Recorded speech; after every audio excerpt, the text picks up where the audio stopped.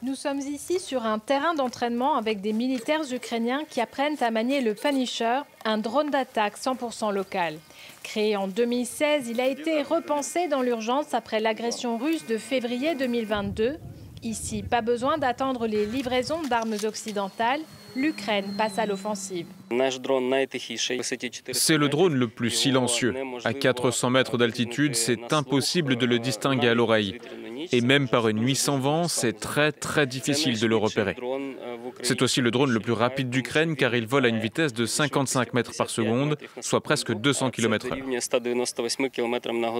Actuellement, le Punisher est le drone le plus rapide sur le terrain des opérations ukrainiennes. Cette vitesse combinée à la distance qu'il peut parcourir et sa discrétion en font l'instrument de prédilection de l'armée ukrainienne pour des frappes ciblées sur l'agresseur. Il est capable de transporter une charge explosive allant jusqu'à 2,5 kg et de revenir sur sa base sans être repéré.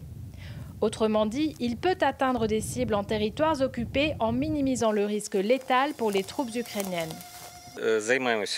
Nous avons mis en place un système de communication sécurisé.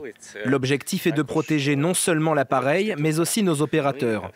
Nous développons également divers mécanismes qui permettent de travailler en mode furtif, c'est-à-dire que si nécessaire, le drone peut rester indétectable.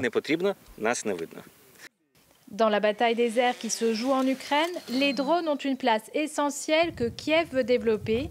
Pour l'heure, une centaine de Punishers sont déjà déployés le long de la ligne de front, à l'heure où l'Ukraine attend toujours le feu vert des Occidentaux pour les livraisons d'avions de combat.